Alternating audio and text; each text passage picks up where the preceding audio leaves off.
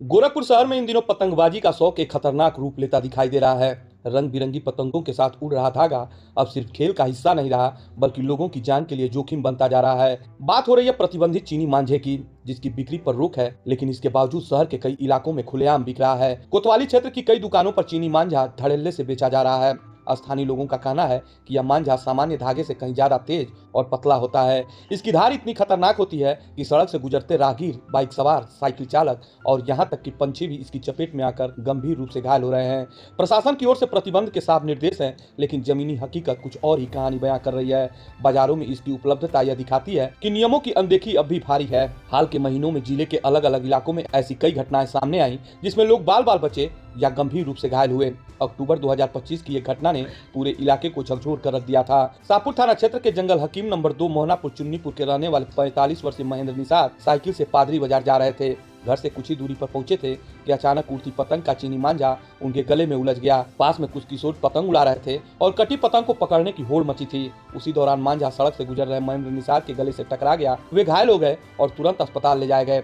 डॉक्टरों ने हालत गंभीर बताई। इस घटना के बाद इलाके में दहशत फैल गई थी। इसी तरह अगस्त 2025 में गोरखनाथ क्षेत्र में एक और मामला सामने आया। विवेकपुरम के रहने वाले एक शिक्षक स्कूटी से जा रहे थे, तभी रास्ते में चीनी मांझा उनकी गर्दन और हाथ से टकरा गया। उन्हें भी चोटें आई। राहत की बात यह रही कि वाहन की रफ्तार कम थी, जिससे बड़ा हादसा टल गया। जुलाई 2025 में सूरजकुंड पुल के पास एक युवक चीनी मांझे की चपेट में आ गया था। वह अपनी मां को बाइक से लेकर जा रहा था, तभी अचानक मांझा उसके गले में फंस गया।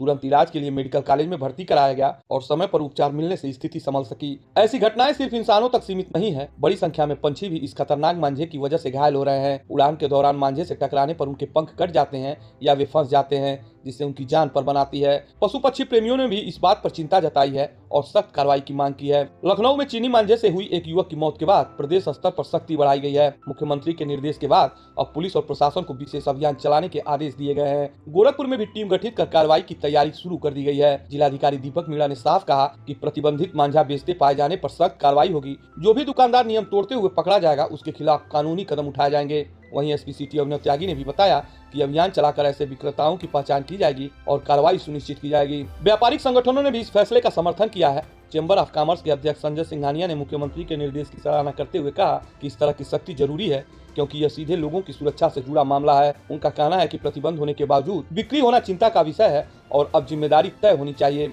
हर साल पतंगबाजी के मौसम में यह खतरा बढ़ जाता है। खेल और उत्साह के बीच सुरक्षा अक्सर नजरअंदाज हो जाती है, लेकिन अब प्रशासन का कहना है इस बार लापरवाही बर्दाश्त नहीं की जाएगी।